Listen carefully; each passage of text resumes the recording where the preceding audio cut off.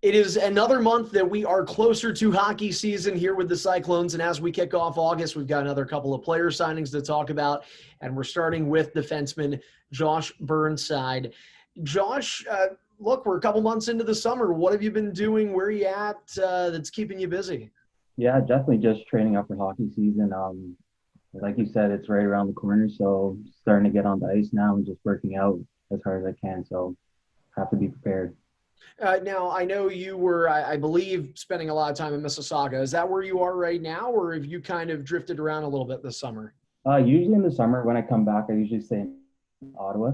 I am in Brampton right now, but I'm going back to Ottawa and I'm training there.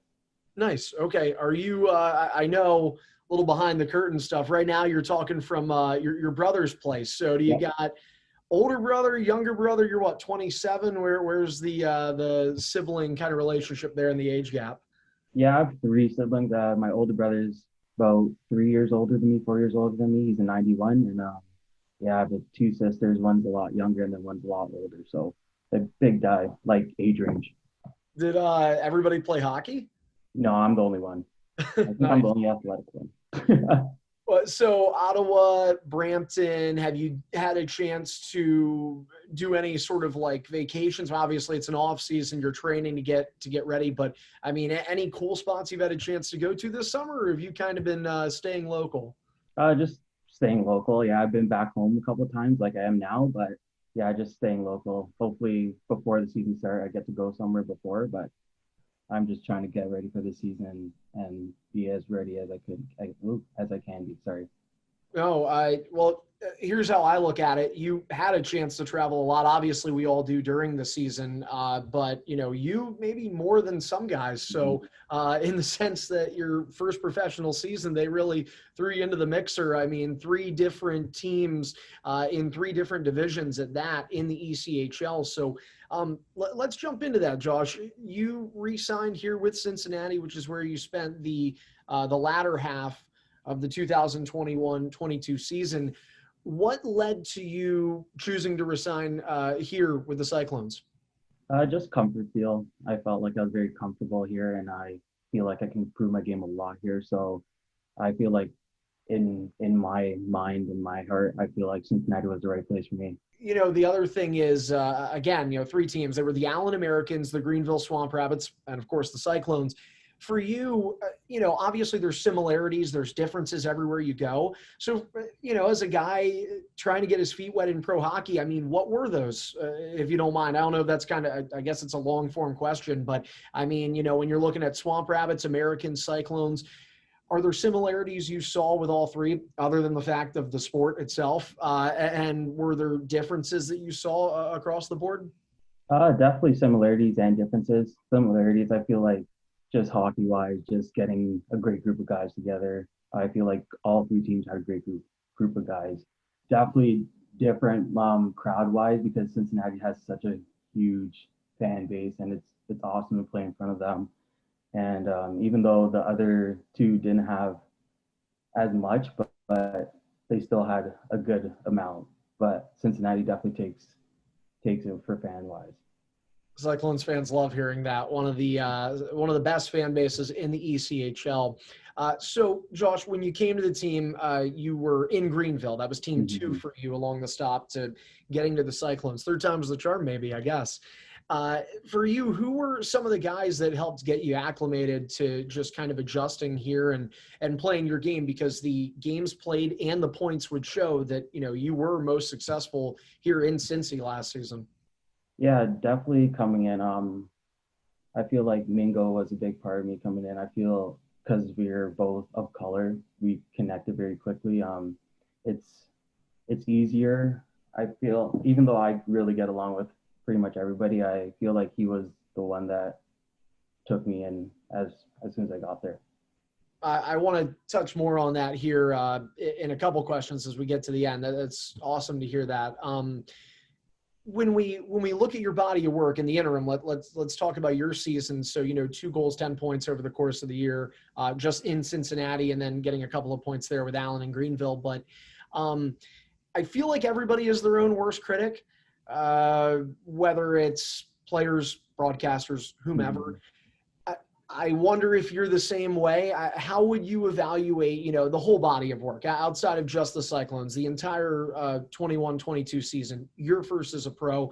How critical are you of your game? Oh, very critical. I personally didn't think I had a great year this year, but I feel like there's a lot of growth coming. It was nice. It was good to get in my first year of pro and just see how everything works and getting into the whole swing of things. So I feel like year two is going to be a big jump for me. It's interesting hearing you say that you just flat out, you don't think you had a good year because, again, I mean, numbers would, my viewpoint is teams kept picking you up. So there's obviously talent there and people are seeing something in you. If you don't mind me trying to, I guess, crack that nut a little more, when you say you don't think you had a good year, are there specifics to why you felt that way? I'm not sure. I maybe just coming off of COVID and just not really having anything built up to that point, I guess. But the more I go forward now, the more I'm more comfortable being on the ice again. Just it's a grind. Coming from school, especially going how many we play so many games and just getting in the whole swing of things. So it was a good learning curve. So I think I'll be more prepared for this year. So last question I'll ask in that regard. Are you somebody that picks apart your game? Like there's a process to everything. Obviously video review. I know during the season, whether it be with Jason Payne or Alex Becerra, who is the assistant coach and really handles the defense core. I know video is an element there. But you yourself, I mean, when the season ended, what was it, May 3rd? I believe you played in game 7. I think that was your only playoff game that you were in.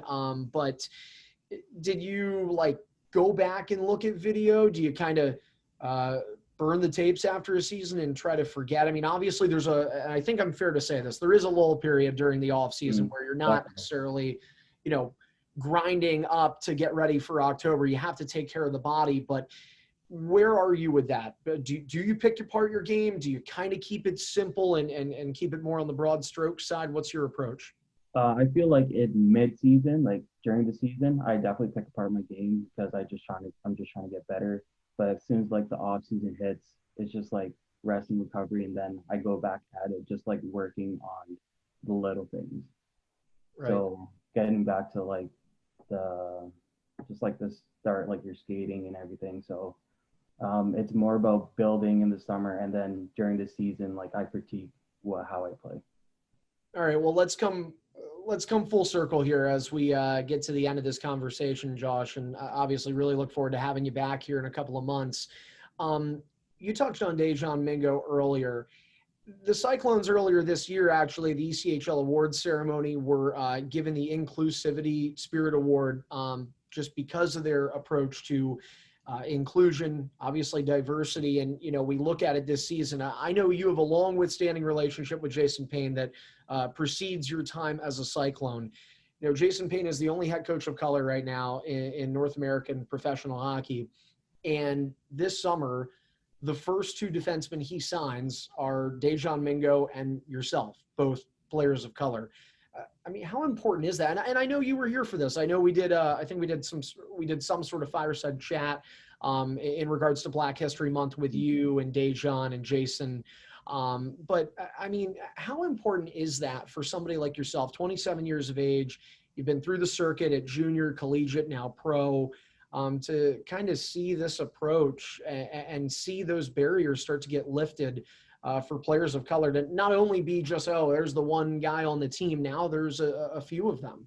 Mm-hmm.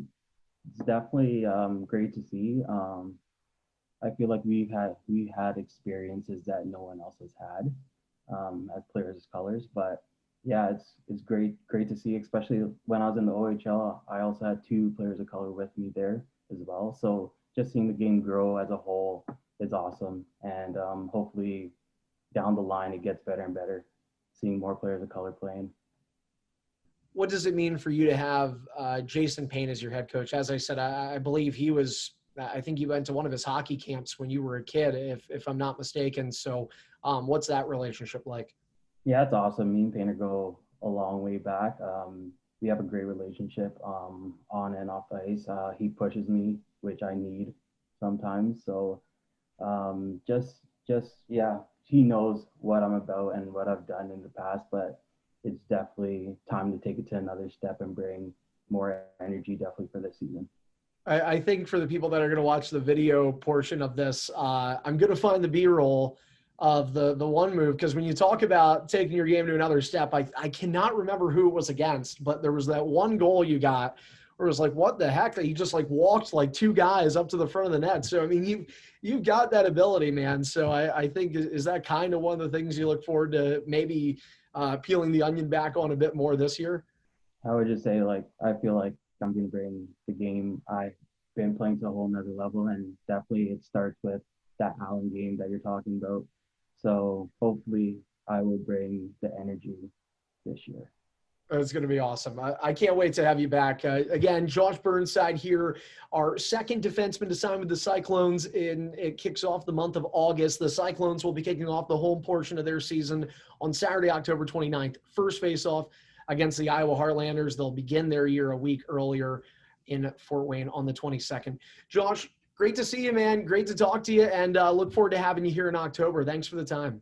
Great to see you too. See you then.